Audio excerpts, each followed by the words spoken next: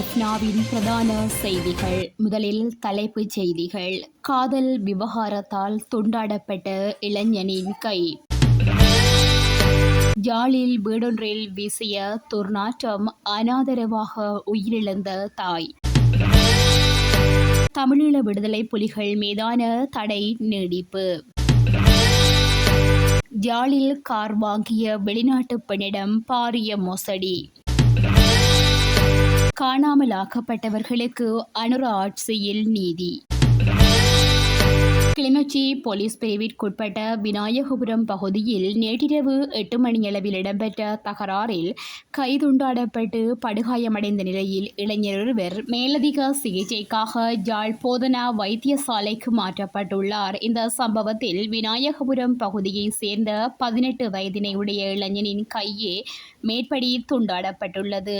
காதல் விவகாரத்தால் ஏற்பட்ட முரண்பாடு காரணமாக இந்த சம்பவம் இடம்பெற்றுள்ளதாக முதற்கட்ட விசாரணையில் தெரிய வருகிறது. காயமடைந்த இளைஞன் கிளிநொச்சி வைத்தியசாலையில் அனுமதிக்கப்பட்டு மேலதிக சிகிச்சைக்காக யாழ் போதனா வைத்தியசாலைக்கு மாற்றப்பட்டுள்ளதாக வைத்தியசாலை தகவல்கள் தெரிவிக்கின்றன. யாழ்ப்பாணம் வடமராட்சி திக்கம் பகுதியில் சில நாட்களின் முன் உயிரிழந்த பெண் ஒருவரின் சடலம் உருக்குலைந்த நிலையில் மீட்கப்பட்டுள்ள சம்பவம் பரபரப்பை ஏற்படுத்தியுள்ளது. 75 வயதான பெண் ஒருவரே உயிரிழந்துள்ளார். உயிரிழந்த பெண்ணின் மகள் வெளிநாடு சென்ற நிலையில் மகள் வெளிநாடு சென்றதும் தாயாருக்கு பிடிக்கவில்லை என கூறப்படுகிறது. வெளிநாட்டில் உள்ள மகள் பற்றிய தகவல் இல்லாத நிலையில் அது குறித்து விசாரிப்பதற்காக கடந்த 14ஆம் திகதி கொழும்பில் உள்ள தூதரகம் ஒன்றிற்கு சென்ற தாயார் மகள் தொடர்பில் விசாரித்துவிட்டு 15ஆம் திகதி அதிகாலை வீடு திரும்பியுள்ளார். தனது வீடு திரும்பிய பெண்மணியின் சடலம் குளியலறை வாசலில் மீட்கப்பட்டதாக கூறப்படும் நிலையில் குளியலறைக்கு சென்றபோது விழுந்து உயிரிழந்திருக்கலாம் என கருதப்படுகிறது. வீட்டில் துர்நாற்றம் வீசுவதாக அயலவர்கள் கிராம சேவகருக்கு அறிவித்ததை தொடர்ந்து பருத்தித்துறை போலீசாருக்கு தகவல் வழங்கப்பட்டது. பருத்தித்துறை போலீசார் வீட்டிற்கு சென்றபோது சடலம் உருக்குலைந்த நிலையில் காணப்பட்டது. அவரது பயணப்பொதியில் இருந்த பணம் உள்ளிட்ட பொருட்கள் அப்படியே இருந்தன. இந்நிலையில் பெண்ணின் மரணத்தில் குற்ற சம்பவம் இல்லை என கருதும் போலீசார் மேலதிக விசாரணைகளை முன்னெடுத்துள்ளதாக தெரிவிக்கப்படுகிறது. தமிழீழ விடுதலை புலிகள் மீதான தடையை தொடர பிரித்தானியா எடுத்த முடிவை இலங்கை வரவேற்றுள்ளதாக இலங்கையின் வெளியுறவு அமைச்சர் அலி சப்ரி தெரிவித்துள்ளார். தமிழீழ விடுதலை புலிகள் மீதான தடையை பிரித்தானியாவில் தொடரும் என்று வெளியுறவுத்துறை அமைச்சர் குறிப்பிட்டுள்ளார்.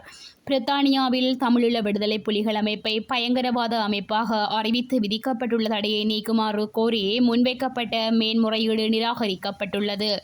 பிரித்தானியாவின் மேல் நீதிமன்ற நீதியரசர்கள் மற்றும் 2 ஓய்வு பெற்ற மூத்த ராஜதந்திரிகளின் தலைமையில் நாடாளுமன்றத்தால் அமைக்கப்பட்ட சுயாதீன நீதிமன்றமான தடை செய்யப்பட்ட அமைப்பு முறையீடுகள் ஆணைக்குழு இந்த தீர்ப்பை அறிவித்துள்ளதாக இலங்கையின் வெளியுறவு அமைச்சர் அலி சப்ரி குறிப்பிட்டுள்ளார். வடக்கு கிழக்கிலங்கையில் சுதந்திர தமிழரசை உருவாக்குவதற்கு ஆதரவளிக்கும் நாடு கடந்த தமிழீழ அரசாங்கமே தமிழீழ விடுதலை புலிகள் மீதான தடையை நீக்குமாறு பிரித்தானியாவிடம் விண்ணப்பித்ததாக அமைச்சர் சுட்டிக்காட்டியுள்ளார். நாடு கடந்த தமிழீழ அரசாங்கம் பிரித்தானியாவில் தடை செய்யப்படவில்லை. அது வன்முறையற்ற வழிமுறைகளின் மூலம் அரசியல் மற்றும் கருத்தியல் நோக்கங்களை தொடர முயற்சிக்கும் காரணத்தால் அந்த நாடு தடை செய்யவில்லை என்று அவர் கூறியுள்ளார். இதேவேளை தமிழீழ விடுதலை புலிகளின் சர்வதேச வலையமைப்பில் அணுகுமுறையும் மூலோபாயமும் விடுதலை புலிகளின் மீதான தடையை நீக்க செய்வதன் மூலம் அந்த அமைப்பை புத்துயிர் பெற செய்வதாகும் என வெளிவிவகார அமைச்சர் மேலும் தெரிவித்துள்ளார். யாழ்ப்பாணத்தில் அதிநவீன சொகுசு கார் ஒன்றை மோசடியான முறையில் பெற்றுக்கொள்ள முயற்சித்த நபரொருவர் கைது செய்யப்பட்டுள்ளார். இந்நிலையில் வெளிநாட்டில் வசிக்கும் பெண்ணொருவருக்கு சொந்தமான வாகனமே இவ்வாறு மோசடியாக பெற முயற்சிக்கப்பட்டுள்ளது. குறித்த காரினை வாடகை அடிப்படையில் பயன்படுத்துவதற்காக அமர்த்தப்பட்ட சாரதியால் இந்த மோச நடவடிக்கை முன்னெடுக்கப்பட்டுள்ளதாக தெரிவிக்கப்பட்டுள்ளது. இதன் அடிப்படையில் காரின் உரிமையை மாற்றுவதற்கான ஆவணங்களை மோசடியான முறையில் சமர்ப்பிக்க முயற்சித்த வேளையில் சாரதி சிக்கியுள்ளதாக குறிப்பிடப்பட்டுள்ளது. மேலும் பெண்ணின் முறைப்பாட்டிற்கமைய விசாரணைகளை முன்னெடுத்த காவல்துறையினர் கார் சாரதியை கைது செய்துள்ளதுடன் மல்லாகம் நீதவான் நீதிமன்றில் அவரை முன்னிலைப்படுத்த நடவடிக்கை எடுக்கப்பட்டுள்ளது. இலங்கையில் இடம்பெற்ற யுத்தத்தின் போது காணாமலாக்கப்பட்ட வடக்கு கிழக்கு மக்களுக்கு தேசிய மக்கள் சக்தி அரசாங்கத்தின் கீழ் நீதி நிலைநாட்டப்படும் என தெரிவிக்கப்பட்டுள்ளது. இந்த அறிவித்தலை கட்சியின் தேசிய செயற்குழு உறுப்பினர் பிமல் ரத்னநாயக்க வெளியிட்டுள்ளார்.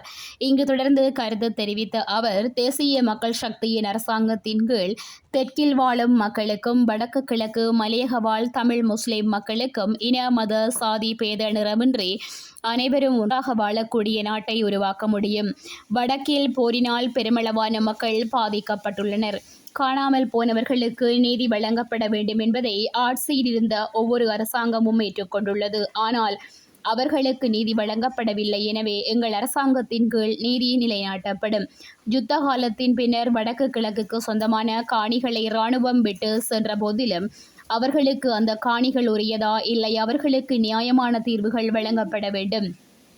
அதனை பாதுகாக்கும் நாடு என்பதை உணர வேண்டும் என அவர் மேலும் தெரிவித்துள்ளார். இதேவேளை எதிர்வரும் அதிபர் தேர்தலில் தேசிய மக்கள் சக்தியை பிரதிநிதித்துவப்படுத்தி அனுரகுமார திசாநாயக்க அதிபர் வேட்பாளராக போட்டியிடவுள்ளமை குறிப்பிடத்தக்கது. இத்துடன் செய்திகள் நிறைவடைந்தன.